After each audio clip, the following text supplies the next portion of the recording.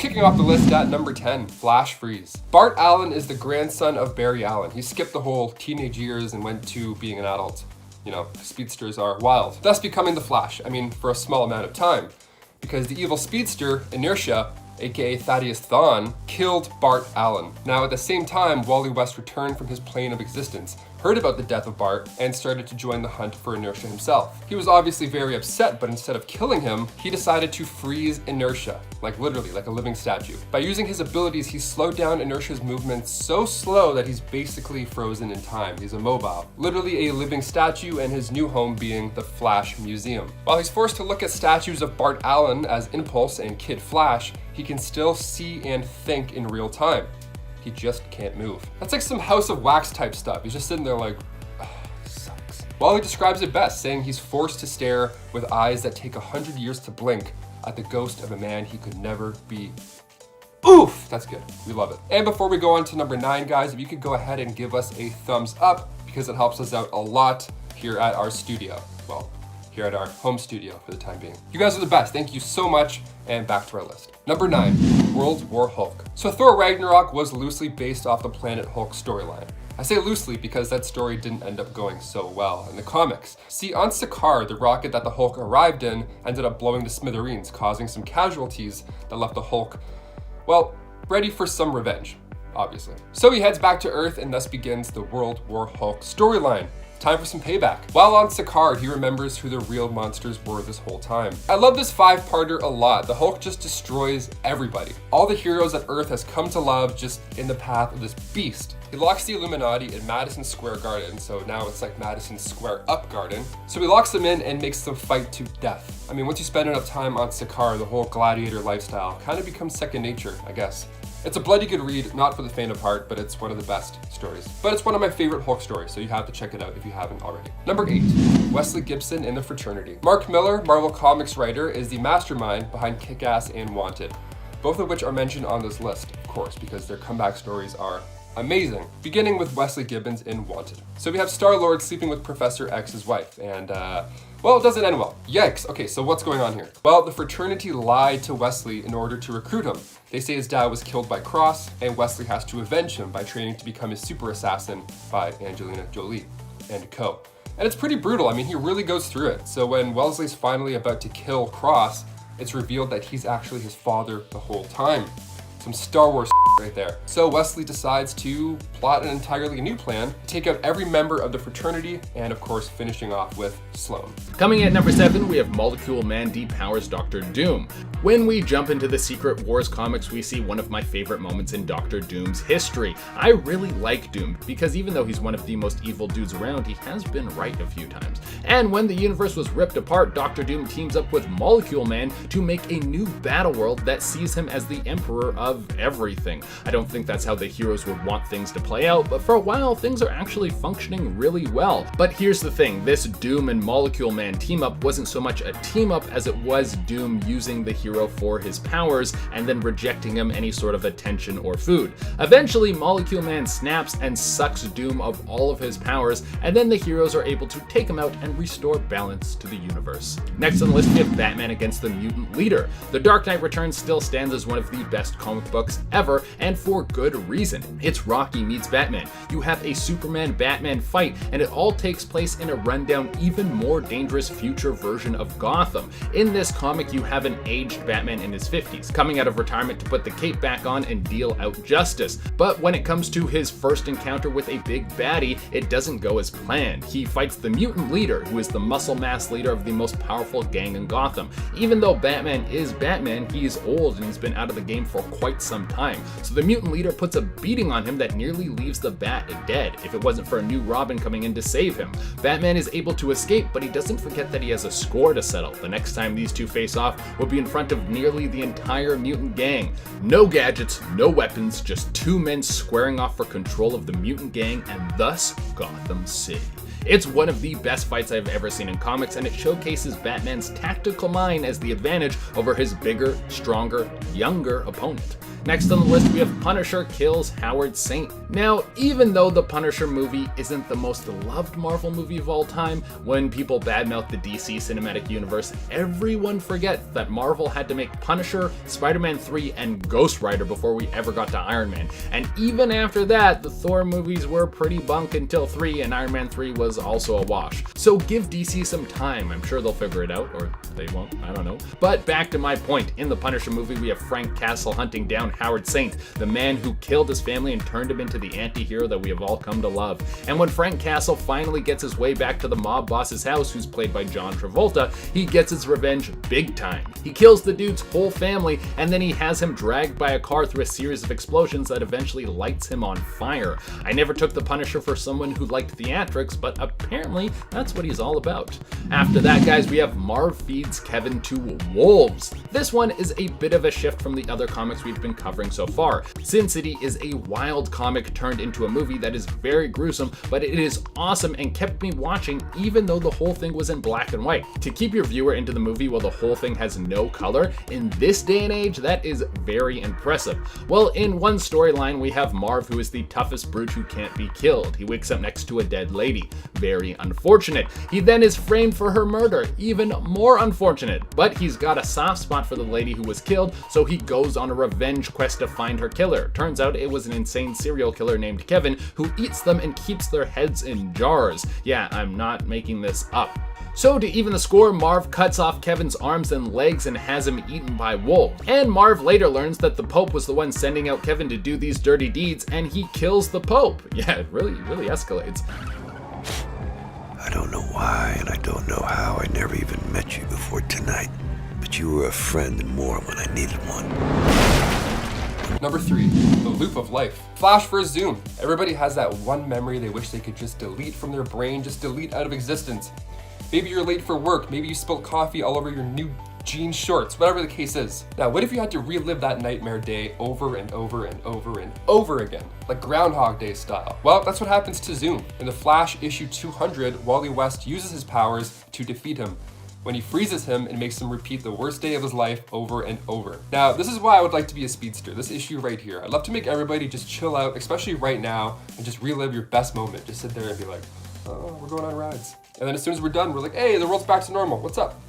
No, this guy's like, nah, you're gonna repeat the worst day ever. Like, he just looks like he's in so much pain. The dramatic one teardrop too, like that's unpleasant. This is like an episode of Black Mirror. It's just a nightmare. So Zoom just sits and repeats the line, he doesn't have a gun, trust me, Ashley, over and over and over again. Poor Hunter Zolomon. I mean, he's not the best guy in the world by any means, but this is literally torture now.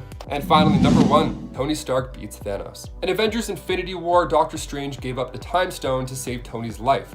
Now, he had seen into the future, so he knew that there was only one way to survive the following outcome. Giving Thanos a stone was part of that outcome. But the winning part came much, much later. Tony had to watch as Thanos snapped away half of the universe's life, including a heart-wrenching scene where he sees Spider-Man, aka Peter Parker, disappear in front of him. So 5 years, one kid, and many, many hours of trauma later, Stark gets the chance to not only kill Thanos, but dust his entire army at the same time. Using the same words that closed the first Iron Man movie, he closed off the timelines where Thanos was ever an issue. I like how all of Thanos' squad got dusted in a similar manner as the Avengers. Like, even the way Ebony Maw's walking with his hand on his stomach mirrors what Spider-Man looked like when he was about to get dusted. And then of course Thanos sitting at the end, right before he disappears, mirrors when he was sitting in his whole farm after he just won an Infinity War. So it's nice. So this time the Avengers came out on top. Well, most of them. Sorry, Black Widow. But also thanks. Number 10, the Joker beats Jason Todd. A Death in the Family is a 4-part storyline written by Jim Starlin and published in 1988. This was a huge moment in the Bat story because we see the Joker break out of Arkham Asylum and of course kills 8 people in the process.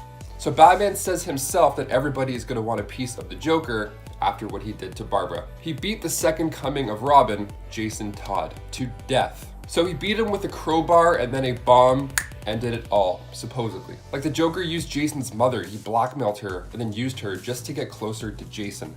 That's crazy. And then of course he killed her off too, because why not? What's even crazier about this whole thing is that it was up to the fans to decide this fate. Yeah, there was a 36-hour period where you can call in and vote if you wanted the Joker to kill Robin or not. That's like the weirdest reality game show ever, I think. So dialing one number meant death, and then dialing another meant that he survives. And it got really close too. I think it was like almost 50-50 when it came to the votes. One caller actually admitted to dialing the number numerous times, which is what I would have done. I'm surprised only one person did that. Or at least one person admitted to that, more accurately. Sometimes Joker's plans to strike the bat don't work out, and sometimes we are the sole reason he gets that brutal payback after breaking out. So it's our fault. Also, before we get to number 9, we have a huge announcement. Our brand new gaming channel, Viper Girl, premieres January 22nd. Viper Girl will be streaming everything, your favorite sandbox, open games, your favorite horror games, anything you name it. It's gonna be a blast. January 22nd, you don't wanna miss. So get over there and subscribe as soon as you're done with this video, because it's gonna be a blast. Oh my gosh, I almost died. I thought you were a cactus, my friend. I thought you were a cactus. We've got iron, baby. Yes. Okay, my main goal is to blow up and then act like I don't know nobody. Bro, no, I'm gonna fight you with a pork chop. No, come here. This is awesome. Number 9, Kraven's Last Hunt. We take a look now at Kraven's Last Hunt, published in 1987, and it has quite an interesting illustration on the front cover. Here lies Spider-Man. Whoa, okay, so what's going on here? Okay, so this 5-part series starts off with Kraven being frustrated after his many failed attempts to catch Spider-Man. So he comes up with this brand new tactic to get back at the web-slinger. So he talks about for years how Spider-Man has thwarted him, mocked him, and humiliated him. And what better way to get back at somebody than by, well, burying them. And even worse, he takes Spider-Man's suit and replaces him out in the real world. So not only do you get defeated, but you also get replaced, adding insult to injury, literally. So then this new Spider-Man, well, our boy Kraven, now he roams New York City and brutally attacks criminals, including a group that was harassing Mary Jane. So 2 weeks later, Pete wakes up from the effects of the tranquilizer Kraven used, and then he digs himself out to freedom, which is, I mean, what a weird wake up that must be. And then when he confronted Kraven about what's going on, Kraven gets defensive. He's like, no way, Pete, I'm the real deal. I'm doing the Spider-Man gig now, not you. Get out of here. Wow, talk about taking an L, Pete. Jeez. Number 8, Harley Quinn fights back. They became the king and queen of Gotham City. They're basically the worst couple ever. I mean, I'm glad we're seeing more of Harley on the big screen now without the Joker. Harley Quinn has always been known for flipping back and forth, changing sides. But in the comics, her relationship with the Joker is abusive and controlling. And Harley Quinn Volume 2, Issue 25, she does something she should have done a long time ago and proceeds to give the Joker a ultimate beatdown, even biting a piece of his lip off during the scrap. Ah, sweet bloody revenge. Love to see it. Number 7, Revenge for Gwen. This one left average moviegoers stunned in theaters when The Amazing Spider-Man 2 hit the big screen. Because of course we finally had to see the moment where Gwen Stacy meets her fate. Of course, this comes from the comics, specifically in issue 121 of The Amazing Spider-Man. The Green Goblin drops her off the Brooklyn Bridge, and although Peter has his trusty webs, sometimes the angle just doesn't work out for the best, and Gwen's neck ended up snapping from the momentum. Eagle Eye fans could spot that the clock tower in the part in the movie struck 12:10, which is a reference to the comic book 121. So the Green Goblin continued to taunt Spider-Man afterwards while he was trying to cope with being partly responsible for the love of his life's death. Spider-Man gets his revenge though in the very next issue, and it's pretty sweet, when a well-timed backflip results in the Green Goblin stabbing himself with his own glider. Number 6, Deadpool and Ajax. You can't fix me? It sounds even stupider when you say it. Like the kind of stupid who admits he can't do the one thing I'm keeping him alive for? The 2016 Deadpool movie is one of my favorite movies ever. I mean, of course, I'm thrilled to see Deadpool come to the MCU with that nice, juicy R rating. Let's go, come back home. But in a list about revenge, Wade vs. Ajax is a must include. In a storyline called Payback, Ajax was trying to hunt down Deadpool for trying to kill him earlier. And Deadpool wanted payback against Ajax for putting him and others through torture, and the death of Wade's friend, Worm, of course, didn't help. So when Ajax tried to kill Deadpool again, it wasn't that easy. The tides changed because now Deadpool ended up snapping his neck. In the movie, Wade pulls the trigger on Ajax right as Colossus is giving a motivational speech on why you shouldn't kill people, and the timing is creme de la creme. Number 5, Hit Girl and Mobsters. So we're back again looking at the work of Mark Millar, like I mentioned earlier. So if we're talking about Wanted, we have to talk about Hit Girl and Kick-Ass, played by the incredibly talented Chloe Grace Moretz. Okay, so after her father, aka Big Daddy, aka Nicolas Cage, began training Mindy at a young age to be a violent assassin, stylized in the comics that Big Daddy loved to read. So the mob boss, Frank D'Amico, framed Damon Big Daddy McCready. He was put in jail, and then his wife, Mindy, committed suicide. So Hit Girl's mother committed suicide as well. So now she only has one parent, and he's in jail. So afterwards, he trains himself and young Mindy, really young Mindy, to be these killer, brutal assassins. Down the road, we have, of course, Kick-Ass in the picture, and Red Mist tricks him into revealing the whereabouts of Big Daddy and Hit Girl. So Frank's men took Kick-Ass and Big Daddy, leaving the revenge on just Hit Girl. So Hit Girl stormed the hideout and fought all of Frank's men. And when I say fought, I mean brutally killed them, is what I guess a better term for it. But Big Daddy was lit on fire during this madness, and he didn't make it. But don't worry, she had the last laugh. Or at least the last shot. Number 4, Bullseye and Daredevil. When her father was killed, Elektra dropped out of school and decided the way to go was, of course, to become an assassin. Similar theme throughout this entire list. So for many years, she worked as a bounty hunter. She took a contract in New York and eventually crossed paths with Daredevil, which is just the coolest part from the movie, which we all remember. So they worked together and they fought Bullseye, but Matt wasn't on board with her profession, but they remained close nonetheless. They were still good friends. Then Kingpin hired Elektra as his chief assassin and was sent to kill Ben Urich, but Daredevil intervened. So Kingpin told her to kill Matt's best friend, Foggy, as payback. But Foggy recognized her and she couldn't end up doing it. She couldn't carry it out. So in the Death and Resurrection storyline, Bullseye figured the best way to make it back on top of Kingpin's list, he had to kill Elektra, and then he did, using her own side. So revenge is of course in order.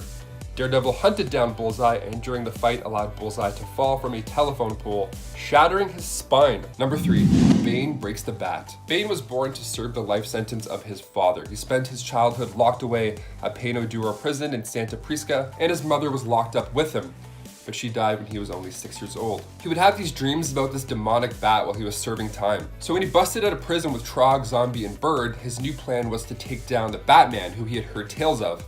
Plus the dreams, he kind of pinned this whole horrible upbringing on Batman himself, which makes sense. So in Batman issue 497, we see Bane dish out one of the worst paybacks ever, a broken back. Number 2, Baron Helmut Zemo. Making his first appearance as Phoenix in Captain America issue 168, he's the son of Baron Heinrich Zemo, who is the master scientist and enemy of Captain America during World War II, until he was killed by Cap, of course. So he grew up wanting to get back at the man responsible, Captain America. Even after the death of Steve Rogers following Civil War, Zemo still wanted to take down Bucky, who had stepped up to take over as new Cap. So Zemo revealed all of the Winter Soldier's dirty past to the media, which I really hope is the main plot for the new Falcon and Winter Soldier show, because that would be amazing. And it would make sense. And number 1, Ultimate Spider-Man's death. Peter shows up a lot on this list, which makes sense. Maybe it's because he's constantly talking shit while he locks up all of his enemies, makes it easier for them to dish out that sweet revenge once they inevitably break out. Ultimate Spider-Man's death is so exhausting and saddening. So after tackling Captain America and literally taking a bullet for him, Peter heads home to find that Electro, Sandman, Vulture, and Kraven are there waiting for him. They all wanted a piece of the spider, and in the end, they got what they wanted. Peter tried his hardest, but this was the last of Ultimate Spider-Man. Miles witnessed this last act of bravery, and it actually inspired him to take on the mantle afterwards. So the villains may have won this time, but don't worry, because Miles is going to be waiting for you as soon as you're done. Coming in number 10, we have X-23. If you come within 100 meters of Wolverine, you can bet that your life is about to get a lot more depressing. This dude has some terrible mojo with him, and if I was him, I would want to have a word with the Watcher because it seems like someone else should have to bear some of this load. If you're a clone of Wolverine, you can bet that you're going to have a very similar life. X-23 was cooked up in a lab and trained to be a living weapon. And by trained, I mean tortured for years until she was able to escape. There's a laundry list of people that she probably wants to kill, but the man who would be most deserving of her wrath would be Xander Rice, the scientist who tormented her for years. Well, here's the thing. If you're going to make a living weapon that has thoughts, feelings, and memories, you might want to make sure that you're nicer to her because you don't want that weapon turning on you. Eventually, X-23 makes her way to Rice, and he receives a beatdown that lasts for 10 minutes. There was literally a timer in the comics that showcased how long he got smashed for. I couldn't last in a 10-minute long fight, period. It doesn't matter who I'm fighting. I don't have the cardio. Could you imagine fighting one of Wolverine's clones for 10 minutes? They would have to invent a new word for the type of concussion I would have.